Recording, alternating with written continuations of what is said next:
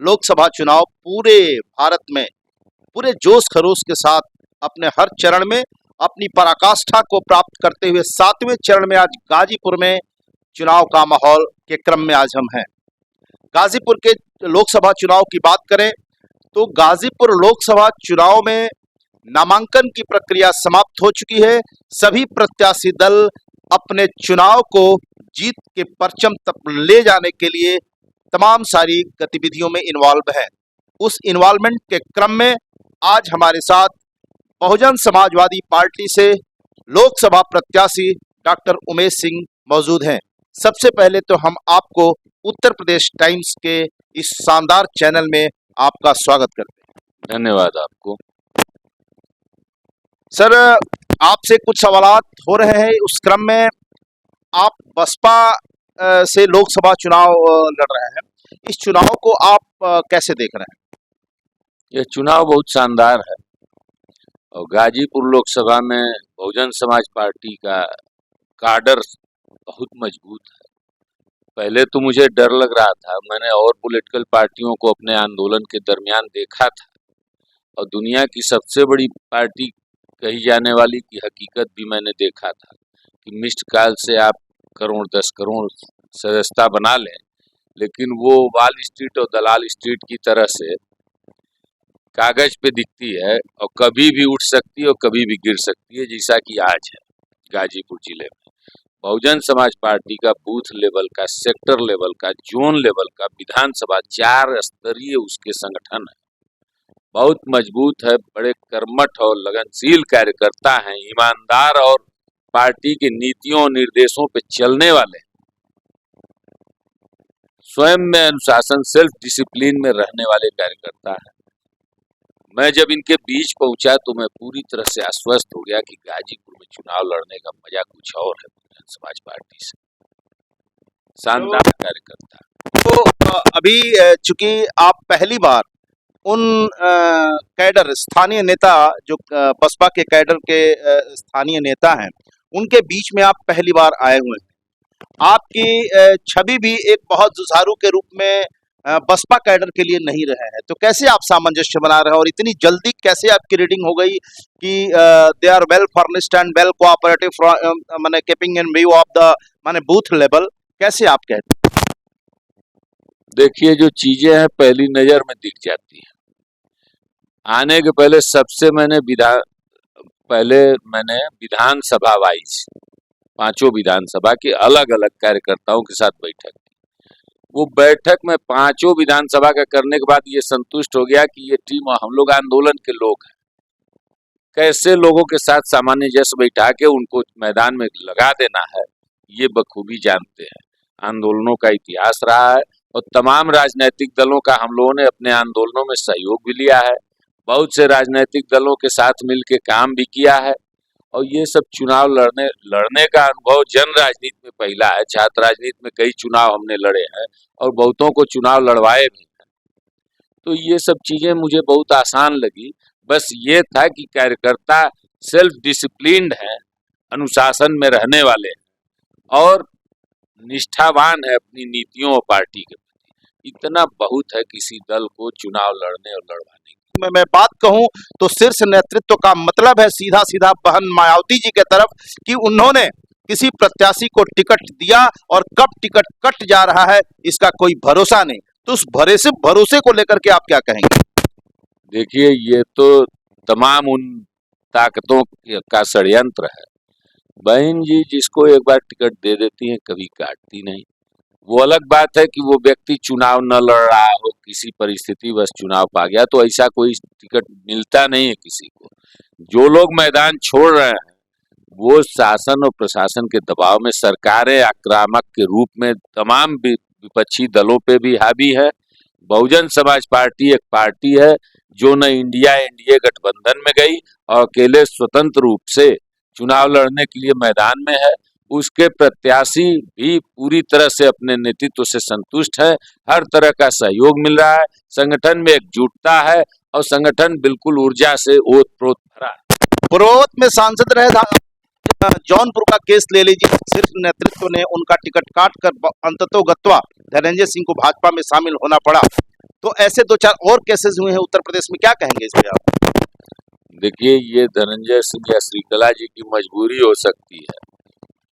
Party शीर्ष नेतृत्व तो टिकट काटने के पक्ष में नहीं था, लेकिन एक कंस्पिरेसी, एक षड्यंत्र जो चल रहा था, उसमें सरकार की जैसे कई जगहों पे इन्होंने लोगों के पर्चे वापस करा दिए, अपने लोगों को भेज के टिकट दिलवा दिए, या दबाव बना करके, जैसे आप गाजीपुर जौनपुर छोड़ दीजिए, गाजीपुर समाजवादी के पार्टी के प्रत्याशी ने क्या किया, शासन के दबाव में इन्होंने घुटने नहीं टेक दिए।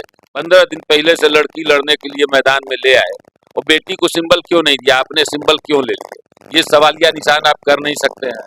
ये शासन के दबाव में हुआ है।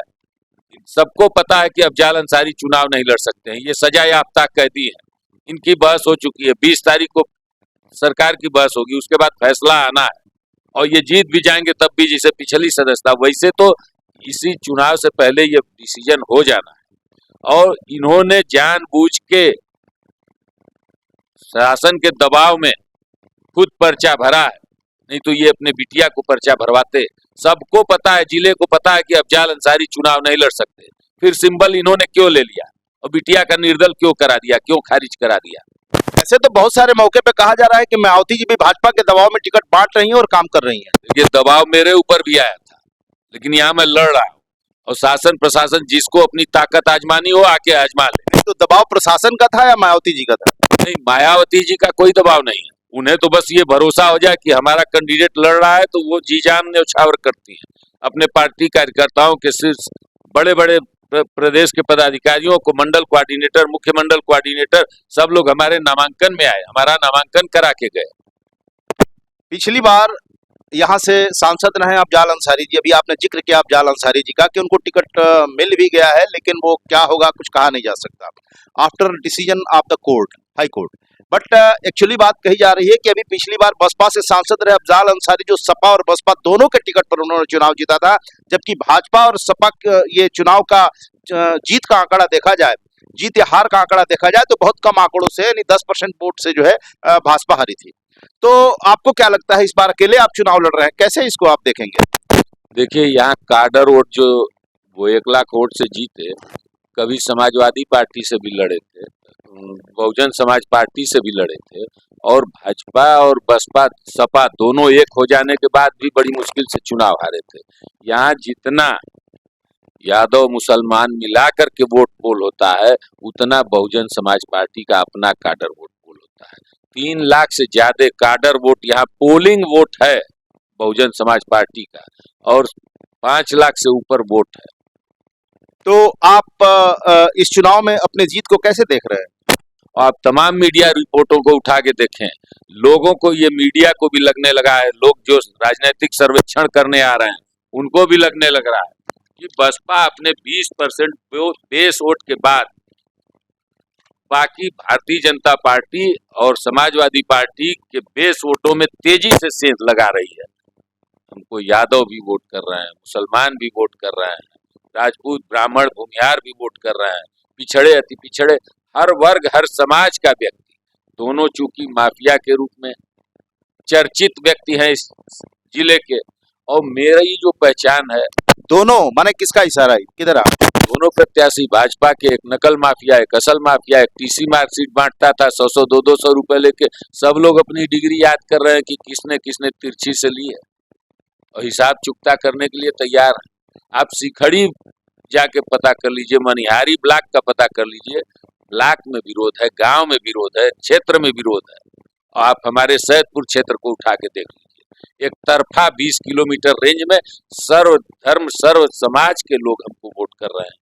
बीएचयू से आप भी हैं और बीएचयू से पारसनाथ राय जी भी हैं, तो बड़ी ट्यूनिंग थी उस समय तो आपकी, अभी कैसे ये बदलता हुआ रुख है?